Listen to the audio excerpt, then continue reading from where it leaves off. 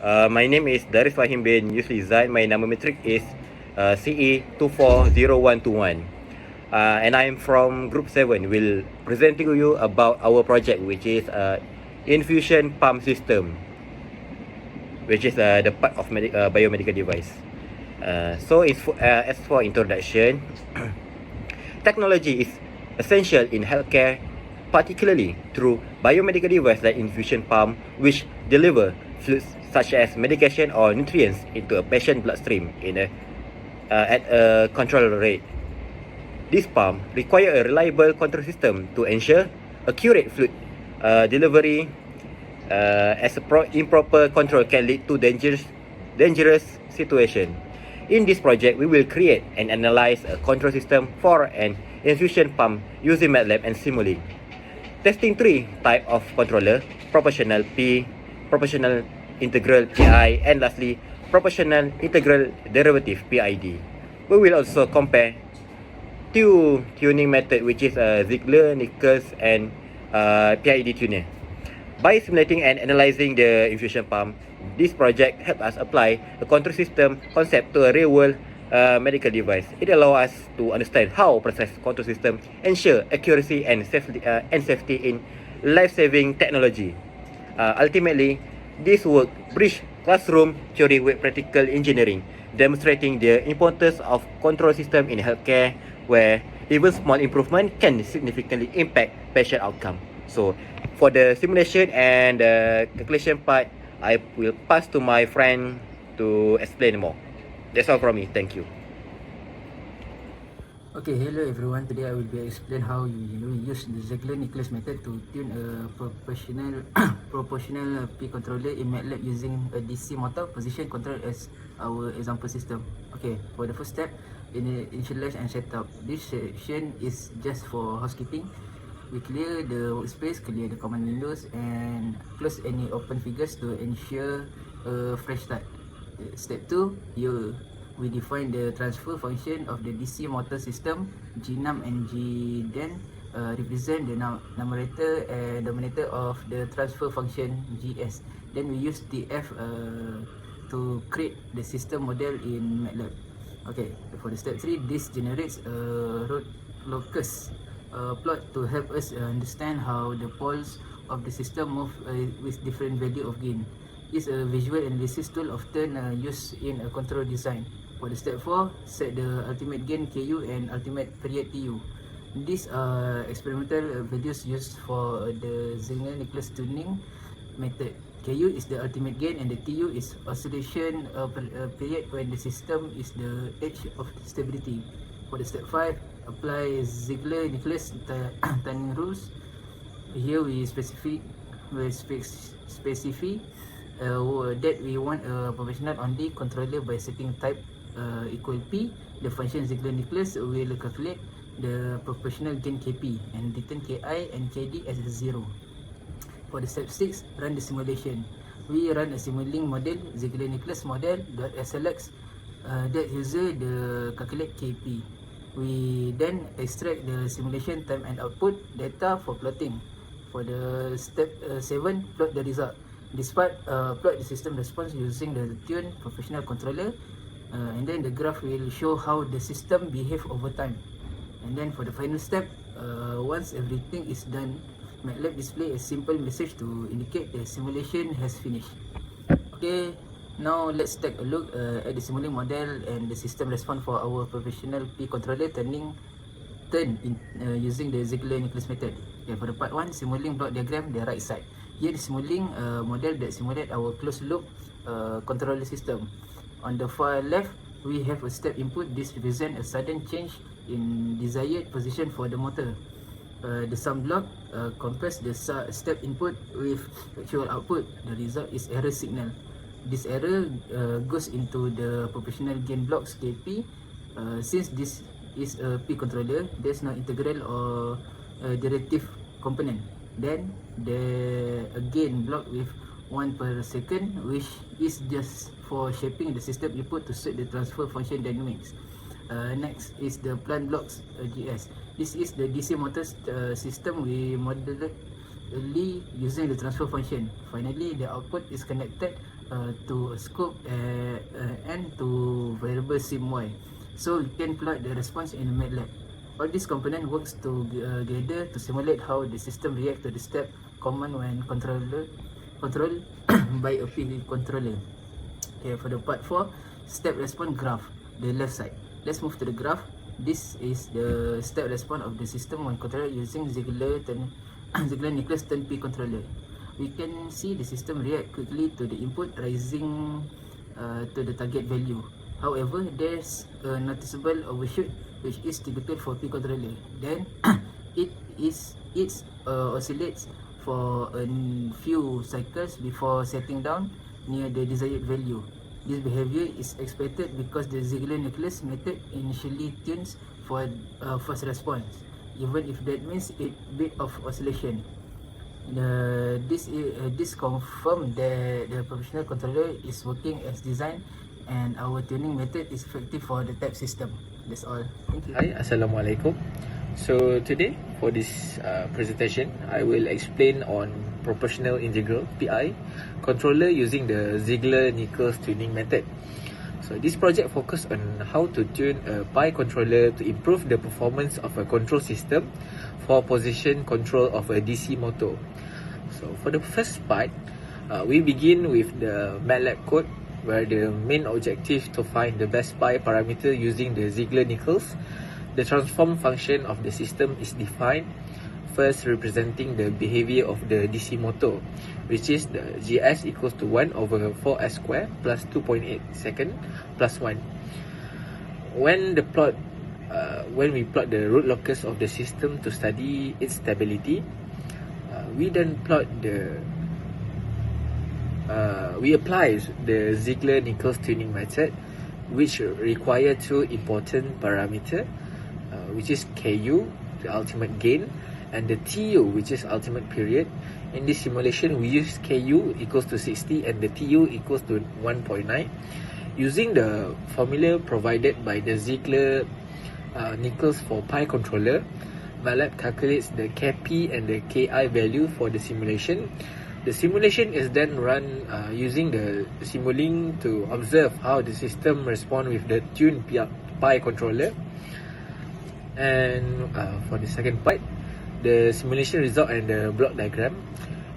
The second part shows the result of the simulation and the Simulink block diagram. And the block diagram represents the entire control system setup where the proportional Kp and the integral Ki block are used to adjust the control input. Second, the transfer function, which is GS, represent the dynamics of the DC motor. The third one is the output is observed as the system position response over time. And as you guys can see, the graph on the left shows the system response using the pi controller tuned by the Ziegler-Nichols method.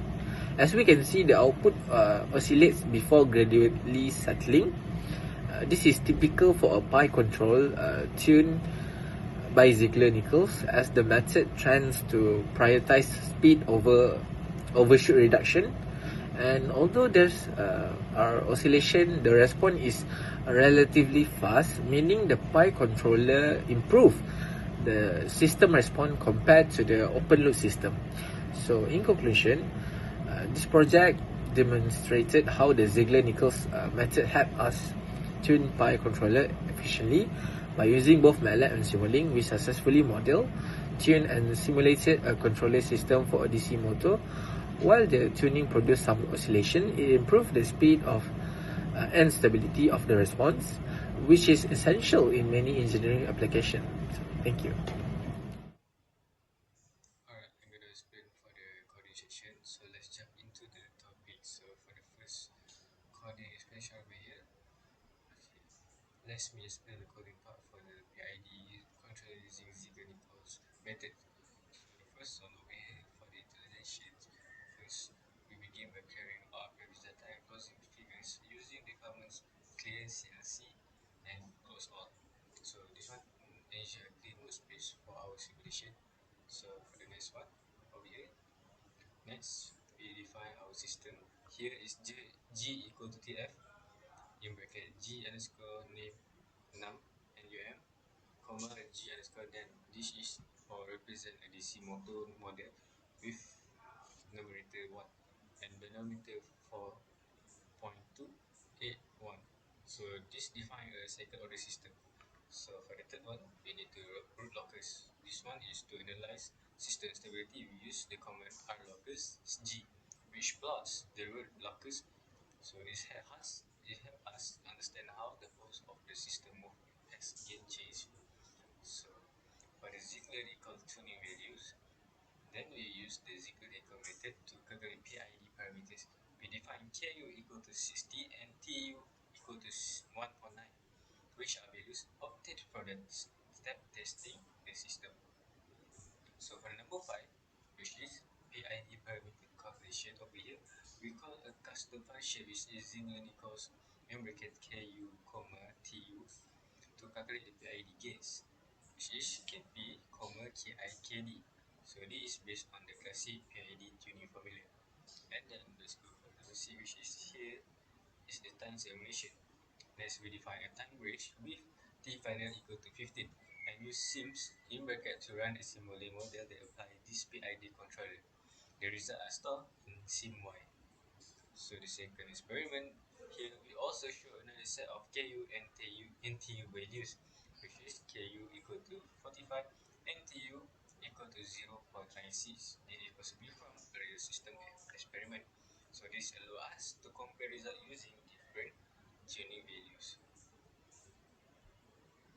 So over here, I want to show Dr. about the result graph and simulating block. So now let's look at the simulation result and block diagram of the PID controller. So over here for the first step, we need to state response graph, which is here is the output of the system response after applying the PID controller. So the x-axis is time in seconds and the x-y-axis is system output.